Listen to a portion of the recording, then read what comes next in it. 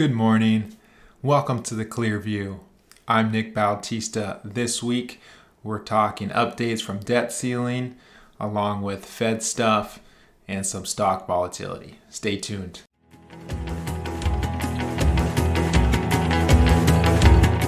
So if you saw my video last week, we talked a lot about the debt ceiling, what that looks like for the US, how things may or may not change. And we got some more resolution, it looks like, coming out in the news today. Sometime later this afternoon, it sounds like the Democrats and Republicans are going to come together to extend and raise the debt ceiling temporarily until sometime in December. I guess they're just doing more of the same, which is kicking the can down the road. So again, from our view over at Clearview, we don't see any material impact other than some heightened volatility in the stock market. We see this as more grandstanding. Something is undoubtedly going to be passed depending on the amount of spending, what's going to be spent. All that's up for debate right now. It looks like they're working towards some smaller amounts, which could change some of that spending. However, in the meantime, as this stuff keeps rolling out through the news, you're going to keep seeing a lot of these up and down days like we did last week. This week you saw more of it starting off on Monday, and a lot of that was due to Facebook and some of the tech stocks kind of selling off the big 60-minute interview that came out about the Facebook whistleblower. And so you saw a lot of those tech names take a really big hit on Monday. Everything's kind of bounced back. Especially today, over a lot of the news that they're going to temporarily suspend the debt ceiling until December. And so it kind of goes to show, right, a lot of what I talked about last week was the idea of the market in this space of unknown, right? When the market is looking for direction and it has uncertainty, you're going to see a lot of the ups and the downs, a lot of the bouncing that goes on. And so until things get clear, until there's more definitive answers to what's actually going to take place, you'll probably see more of the up and down days, which again, to us, leads to some nice buying opportunities. If you do have some cash on the sidelines, we're reaching out to those clients and taking advantage of some of those things. The next item I wanted to talk about was around the Fed, right? The Fed chair, Jerome Powell, is actually coming due for his seat here in the beginning of the year. And it sounds like there's more and more chatter that he's not going to be reinstated. He was a Trump appointee, so he's definitely more on the Republican side. So we're assuming that Biden's going to come out and want to recommend someone new, someone to come alongside Janet Yellen and more so her progressive views. And so it sounds like and it looks like it'd probably be leaning more towards two separate options. The two options are Fed Governor Lael Brainard or the former Fed Governor Sarah Bloom Raskin. So they are definitely more on the progressive side, which may make things easier when it comes down to some of the Fed policy. Up until this point, the Fed has been already relatively loose. They've talked about tapering a lot of the bond purchases until sometime in November. And it sounds like their goal is to finish up those bond purchases by sometime in mid-2022. So that would essentially look like them raising the Fed funds rate to try and get some ammo back in that holster, so to speak.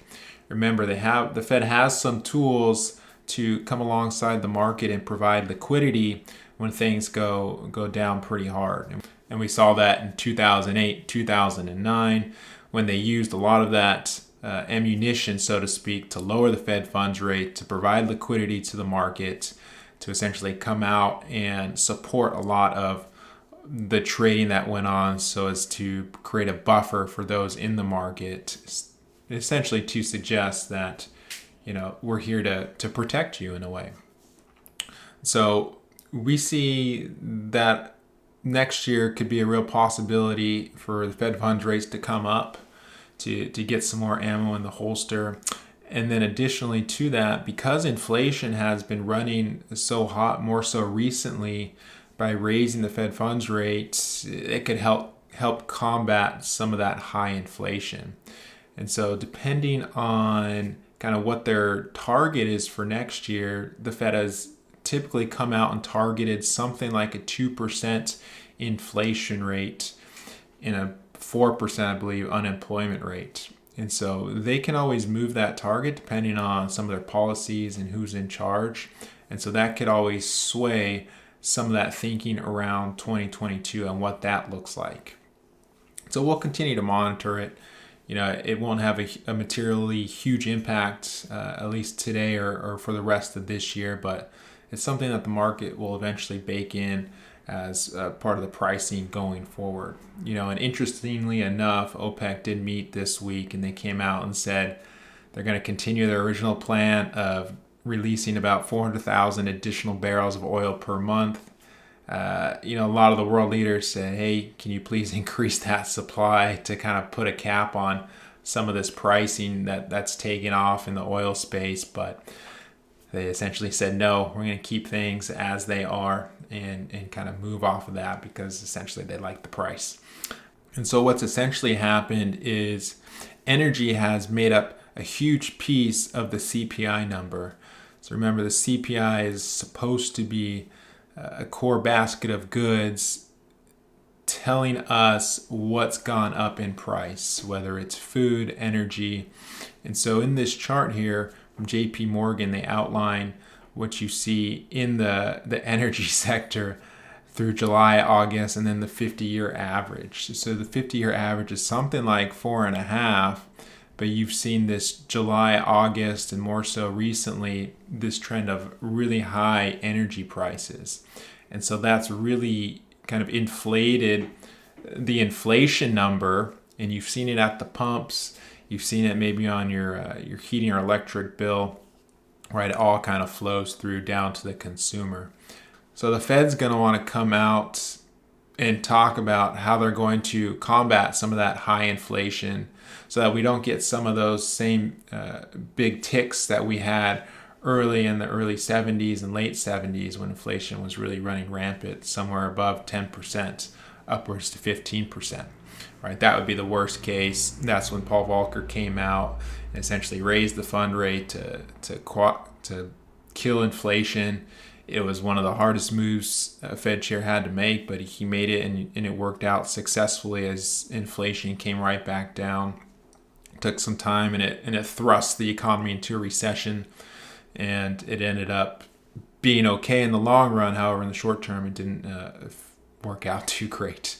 We don't see that happening in our situation today. We see this being more of a short-term effect like we've seen and talked about in my last video. It seems more of a short-term effect of the pandemic and things coming back online with a lot of the supply chains kind of being hit from all that backlog to now they're trying to ramp some things back up. And oil is one of those things. So at least for now, we don't see any material impact. There may be some things that come up in the near future, but the Fed, again, they have those tools to raise the funds rate, to increase that interest rate, to bring down some of that inflation. So I hope that's helpful. That's what I've seen throughout the week, at least up till this Thursday. Not a lot of change from this week to last. A lot more volatility coming in the market. A lot more uncertainty driving the market direction from mostly around the headlines. So do me a favor, stay away from those headlines. They will drive a lot of fear because their number one priority is to sell news. So with that in mind, if you got questions, comments, concerns, please let us know. Reach out to us. We got appointments coming up here in the near term. So bring up all those questions that you have. We'd be more than happy to answer those. And as always, look for the next weekly update. Give us a like, give us some feedback, and have a great rest of your week.